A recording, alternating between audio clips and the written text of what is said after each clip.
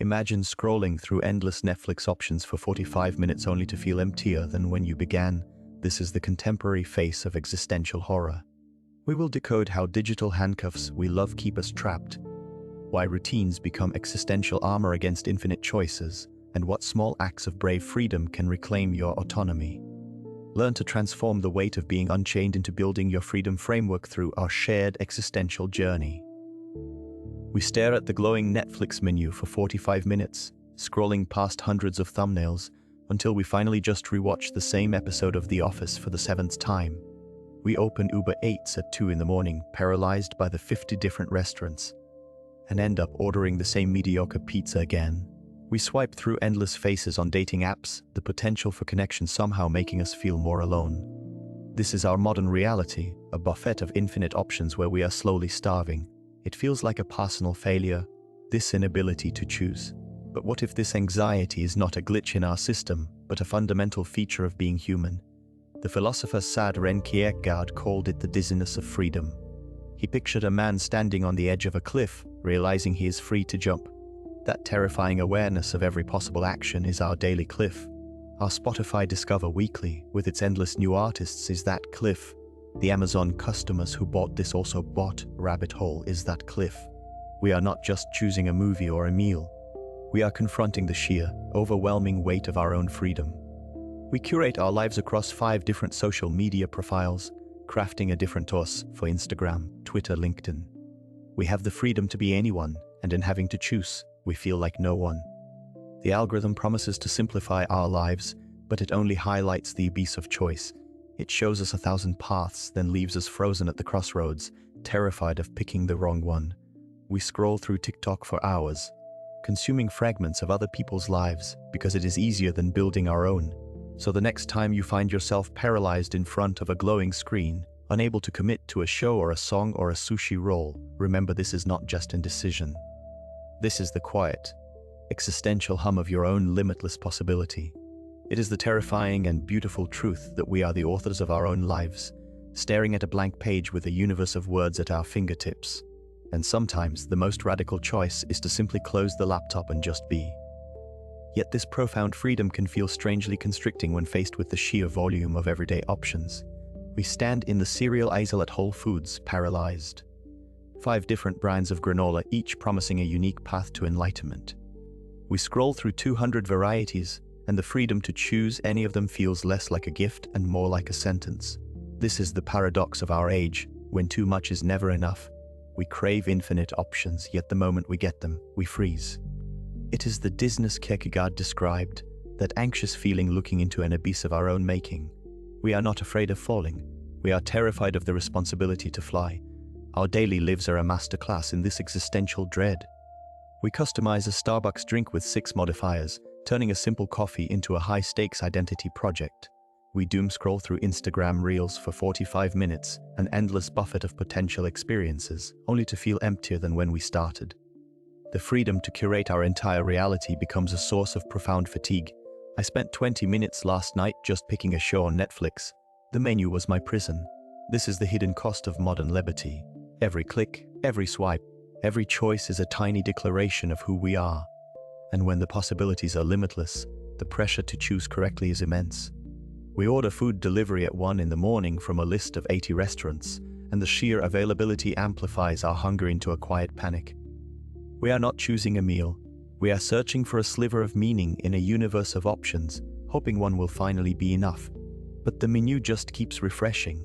And so we find ourselves in a place where this endless search becomes tangible, where the weight of every possibility is felt not in the abstract, but in the simple act of choosing. We are standing in a long Starbucks line, staring at a menu board with over 20 drink combinations. Each choice feels heavy. This is what Jean-Paul Sartre meant by being condemned to be free. We are thrown into this world and forced to choose with no excuses. There is no default setting for a human life. We must invent ourselves with every decision, from our career path to our lat order. A simple choice between oat milk and almond milk becomes a tiny declaration of who we are.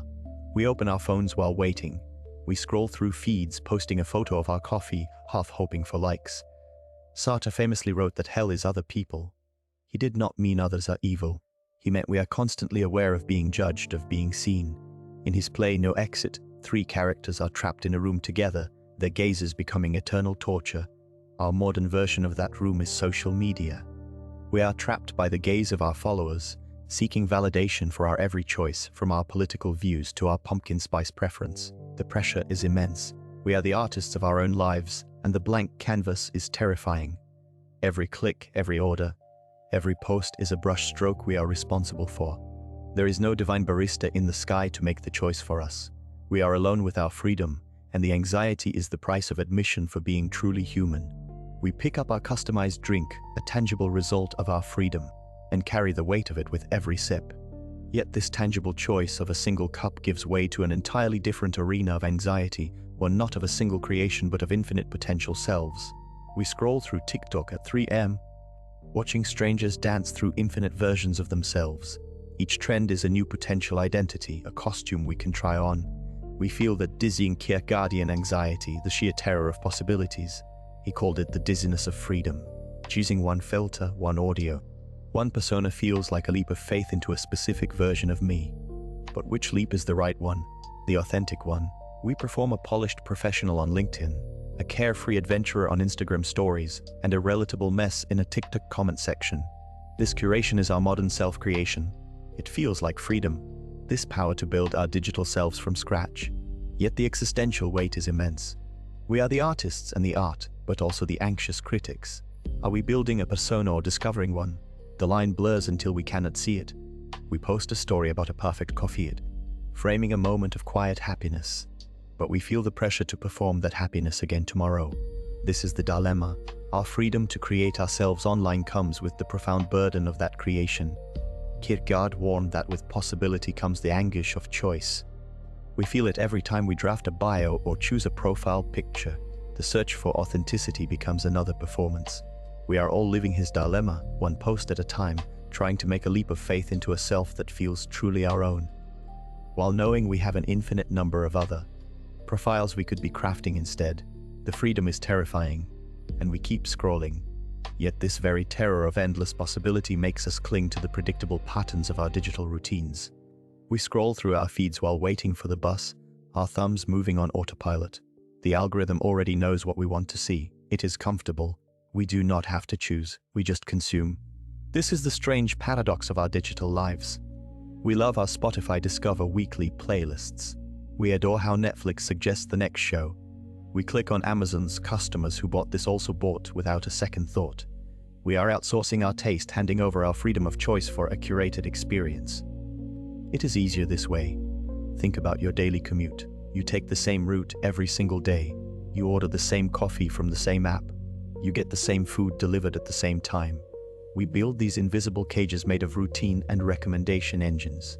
They are digital handcuffs, and we have willingly put them on. They feel safe. This reminds me of the philosopher Erich Fromm and his book Escape from Freedom. He argued that freedom, with all its weight and responsibility, can be terrifying. So we run from it. We surrender our liberty to systems, to leaders, to algorithms, just to feel a sense of order and belonging. We are not just avoiding traffic jams or deciding what to watch. We are avoiding the burden of being truly free. We stand in that traffic jam and think, there must be another way. But the GPS has already rerouted us down the familiar path. We scroll through hundreds of movies on a Friday night, feeling overwhelmed, until we finally click on the one Netflix highlighted for us. The insight is a little unsettling. Our quest for perfect personalization, for a life without friction, is also a quiet retreat from our own agency. We trade the anxiety of choice for the comfort of the pre-selected. We are not being controlled. We are happily paying for the subscription to our own confinement. The most modern prisons do not have bars. They have perfect 5-star reviews and a play next button. We set our alarms for 6:15 every morning like clockwork. The coffee machine gurgles at exactly 6:23. We take the same route to work, scrolling through Instagram in the subway car, a tunnel within a tunnel. These routines are our existential armor. They are the walls we build against the terrifying freedom of an empty day. Without them, we would have to ask ourselves the big questions. What do I truly want? Who am I outside of this schedule? That is a conversation most of us would rather avoid. Think about the gym schedule meticulously blocked in our Google calendars. It is not just about fitness. It is about filling a slot that could otherwise be filled with existential dread. We choose the repetition of weights, the predictable burn, over the silent scream of possibility. The same goes for our work patterns, the endless cycle of Slack messages and Monday morning stand-up meetings. They are a collective agreement to pretend the abyss is not there. And then vacation comes. The calendar is blank. For the first 2 days, it is bliss. By day 3, a low hum of anxiety sets in. We are like characters in a Sartre play, suddenly realizing we are on stage with no script. We feel the weight of creating our own meaning, and it is heavy. We start checking work emails, planning every hour, or binge watching an entire series on Netflix just to feel the structure of a narrative. We crave the comfort of predictability in a world that is fundamentally uncertain. We order food delivery at 1 in the morning, not just from hunger, but from a need to perform a familiar ritual. We create these limitations, these daily cages, and we call it a life. It is our ironic way of dealing with the overwhelming freedom we all secretly fear. We find our meaning not in the infinite, but in the very walls we build to keep it out. We scroll through Instagram stories of friends working from Bali cafes there, laptops open to turquoise ocean views. We see another LinkedIn post celebrating freedom from the 9-to-5 grind. And we think this is it. This is the dream we are all chasing. But then a quiet, terrifying question whispers in the back of our minds. What if this absolute freedom is the heaviest weight we will ever carry? We finally get that remote work approval. No more commute, no more micromanaging boss. The first week feels like a vacation, but by the third week, the silence in our home office becomes deafening.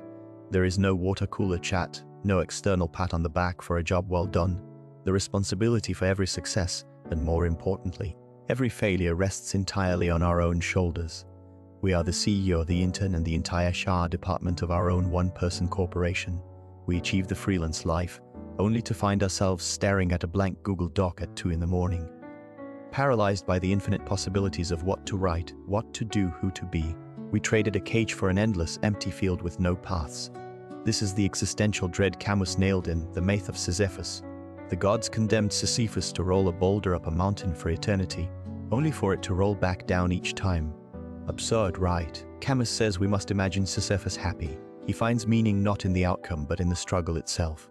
Our boulder is this very freedom, the endless choosing, the building of a career from zero on Upwork, the constant self-motivation required as a digital nomad with only a Wi-Fi signal for company. It is all our rock to push. We know someone, or perhaps we are that someone, who finally escaped the corporate ladder. They have the freedom they always posted about on Twitter. Yet, they deem us, saying they feel utterly, completely lost. There is no structure, no built-in community, no one to blame but themselves.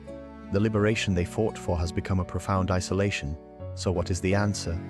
Maybe it is not about finding the one true purpose. Maybe it is about embracing the absurdity. We create our own validation. We find tiny meanings in the daily push. That perfect sentence we finally write. That one client who says thank you. We roll our rock, and we find a strange, defiant satisfaction in the sweat. We choose to be the hero of our own meaningless story, and that choice, terrifying as it is everything. But this same freedom to choose our own meaning can become overwhelming when faced with too many options. We scroll through dating apps with endless profiles, each swipe opening another possible future. We stand paralyzed before this digital buffet of human connection. Our thumbs hover over screens showing 20, 30, 50 potential partners. How do you choose a person when you can always wonder if the next one is slightly more perfect? This is not a simple crossroads with two paths. This is a star-filled sky of possibilities, and we are terrified of picking just one star to guide us. The same paralysis hits when we think about careers. The gig economy promises freedom, but it feels more like being lost in an infinite mall of jobs. We can be a freelance designer, a part-time content creator, an Uber driver studying coding. We have 1,000 side hustles, but no main story. We curate our LinkedIn profiles like works of art, hoping someone else would tell us what we are worth. We are building a personal brand instead of building a life. Influencer culture sells us a new lifestyle every single day. One week it is minimalist, living in a tiny house. The next it is a maximalist explosion of color and things. We see someone on Instagram living in Bali and we question our entire existence in this city. We order a new identity with next day delivery, but the package never feels complete. We are collecting experiences like stickers, but the album has no theme. Existentialists like Jean-Paul Sartre said we are condemned to be free. There is no manual. We do not discover our values the way we find a lost phone. We create them through our choices, through the very act of committing to one path. But when every path is open, creation feels impossible. We are artists staring at a blank canvas the size of the universe, afraid to make the first mark because it will eliminate all other possible masterpieces. We are free, and it is utterly terrifying. We long for a map, but we are the cartographers. Yet this existential dread often manifests in the most mundane of our daily rituals. We scroll through Netflix for 45 minutes instead of choosing one show. We dive into video games for 6 hours straight on a Saturday. We refresh our Instagram feeds while waiting for coffee. These are not just habits. They are quiet rebellions against the burden of our own freedom. The philosopher Blaise Pascal called this diversion centuries ago. He said we seek constant entertainment to avoid sitting quietly in a room alone with our thoughts. Our phones are now that diversion supercharged. Think about the existential dread in The Good Place. The characters literally die and still struggle with the pressure of becoming good people. It is a heavy theme. So what do we do after watching one episode? We binge 3 more. We use the show itself to escape the very questions it raises about our purpose and choices. We would rather see Eleanor Shellstrop figure out the afterlife than confront our own life's direction. This is the modern Netflix and chill philosophy in action. It is not just about relaxation. It is a strategic retreat. Facing our fundamental freedom is terrifying. It means we are responsible for our careers, our relationships, and our happiness. Ordering food delivery at 1 in the morning feels easier than cooking. It is a small decision we outsource. Scrolling through TikTok for 2 hours feels safer than asking ourselves if we are on the right path. We trade the anxiety of freedom for the comfortable numbness of the algorithm. We are not just avoiding boredom. We are avoiding ourselves. This avoidance of self then creates a vacuum, making us more susceptible to the subtle currents of collective behavior online. We scroll through our feeds and see everyone doing the same dance. We feel a strange pull to join in. This is how we follow the digital herd. It is easier than choosing our own steps. We trade the anxiety of freedom for the comfort of the crowd. We surrender our individual choice for a ready-made group identity. Think about the latest viral challenge. Suddenly, thousands of people are filming themselves doing something absurd. We do not ask why. We just participate. We are afraid of being left out, of being the only one not in the loop. This is not just about fun. It is a deep existential escape hatch. Look at influencer-led consumerism. An online personality we have never met tells us which water bottle to buy, and we buy it. Our kitchens fill with the same trendy appliances.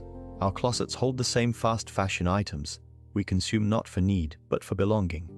We wear the uniform of our chosen tribe to feel safe. This extends to our beliefs.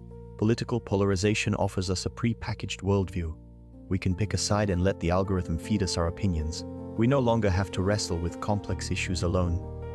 The group thinks for us. This is what existentialist thinkers called living in bad faith.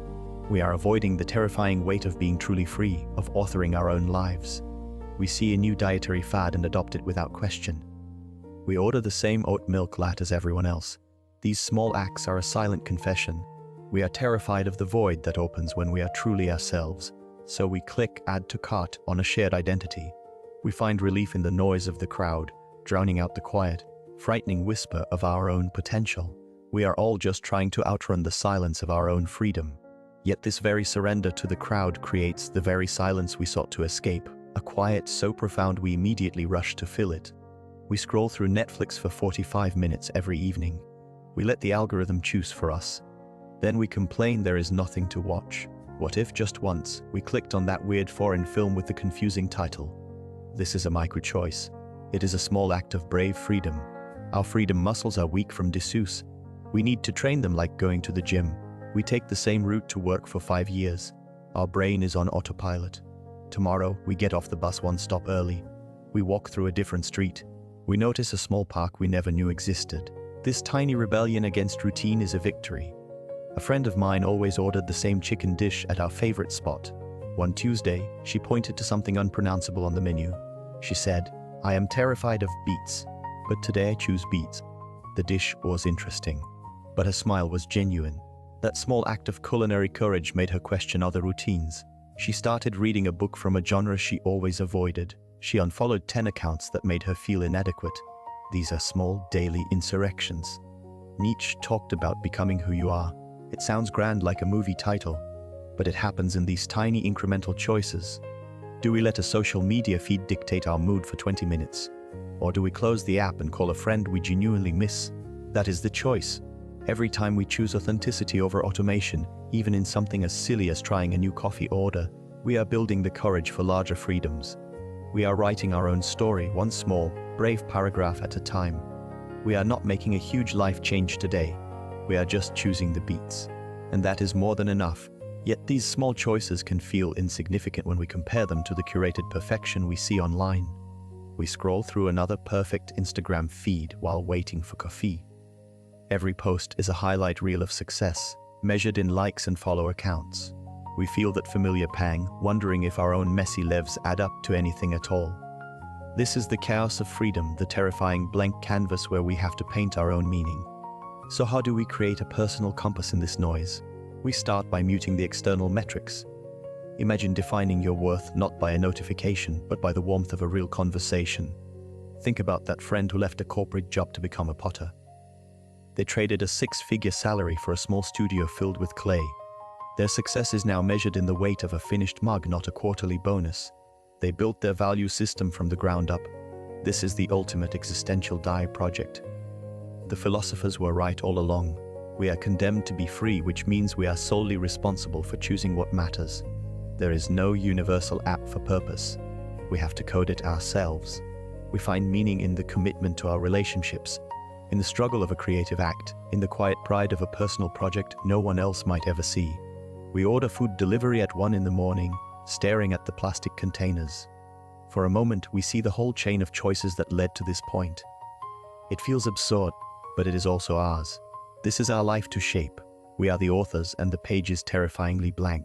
There is no algorithm for a meaningful life, only the values we bravely decide to write for ourselves. We stop comparing our behind the scenes to everyone else's premiere. We find our purpose in the messy, unscripted moments. It is in the inside joke with a sibling, the satisfaction of fixing a leaky faucet, the first line of a song we are writing. These are our victories.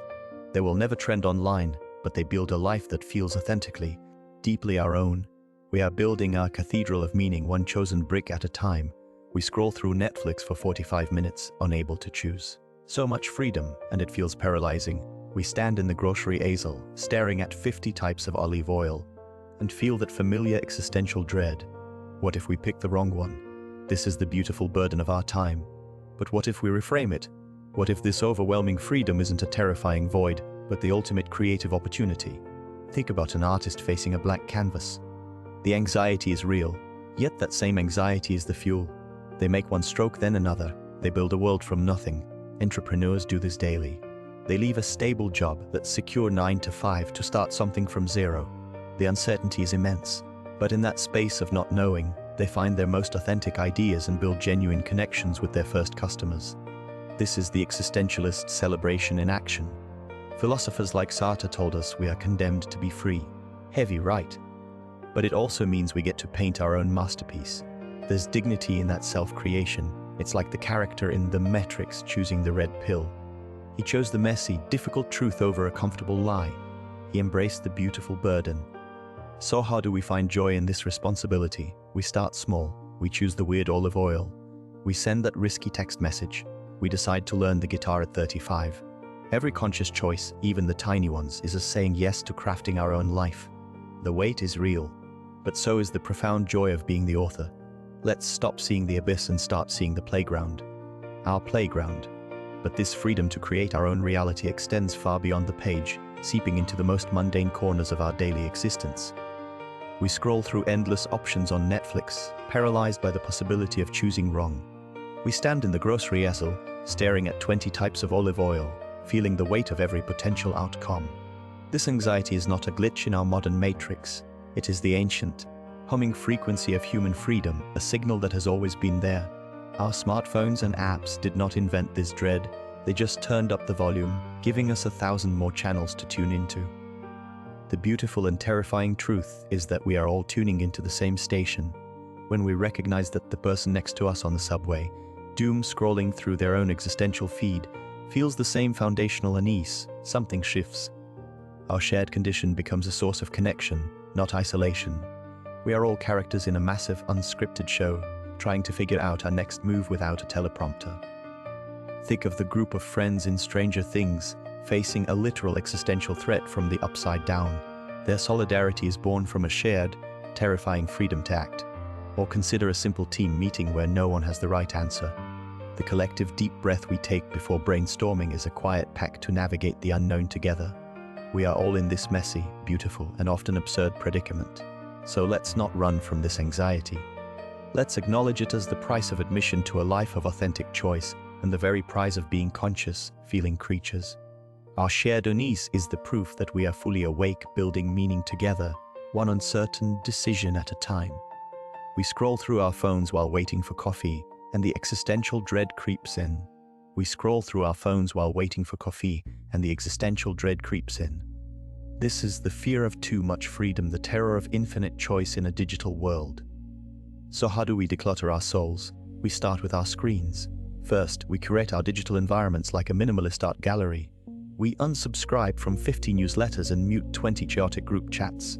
We use apps like Freedom to block distracting websites, creating digital quiet. This is our first step toward intentional space. Next, we build decision-making systems to combat daily choice fatigue. We plan our weeks every Sunday evening. We use Todoist for 3 main tasks each day. We batch our errands. This creates mental freedom, reducing the hundreds of small decisions that drain our energy. Finally, we turn to tools for the soul. We try the Calm app for 10 minutes of guided meditation. We explore Stoic for daily philosophical prompts that reframe our anxieties. These are not just apps, they are practices for authentic living.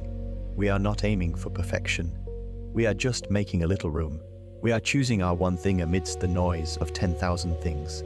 This is how we trade the horror of infinite scrolling for the quiet freedom of a chosen path. We find meaning not in having all options, but in finally choosing one. We scroll through streaming options for 45 minutes and still cannot choose. We face career paths with infinite variations. This freedom does not feel liberating. It feels heavy. So how do we build a framework to navigate this? We start by identifying our core values, not what our parents or Instagram influencers value. Our own. Is it creativity, stability, or community? We write down our top 3. This list becomes our compass. When a new job offer appears, we do not just compare salaries. We ask if it aligns with our values. Does it offer the autonomy we listed as number 1? If not, we have our first clear no. This is values-based decision-making. It cuts through the noise. We create personal criteria for big choices, like a checklist for our soul. For relationships, our criteria might be kindness and shared curiosity. Anyone who does not meet these benchmarks does not get a second date. It sounds clinical, but it saves us from months of emotional chaos. We also learned to trust our intuition. Analysis paralysis is real. We can research the best coffee maker for 6 hours. Sometimes, we must just choose. We set a timer for 5 minutes. When it rings, we decide. We practice this with small things, like what to cook for dinner. This builds our intuition muscle for the big life decisions. We are like existential detectives, creating our own measuring sticks in a world that offers too many rulers. We stop at sourcing our choices. We build our own freedom, one conscious decision at a time. Our journey into the existential dread of freedom concludes. We've navigated the labyrinth of being trapped in infinite choices, where when too much is not enough, and pondered Sartre in a Starbucks or Kierkegaard's TikTok dilemma. We've considered how digital handcuffs we love offer routines as existential armor, and the weight of being unchained when every path is open, from Netflix and chill philosophy to following the digital herd. Throughout this, we've explored small acts of brave freedom, finding meaning in the mess, embracing the beautiful burden, and acknowledging our shared existential journey, while also touching on digital declutter for the soul and building your freedom framework. If you found this material interesting, hit the like button. See you soon.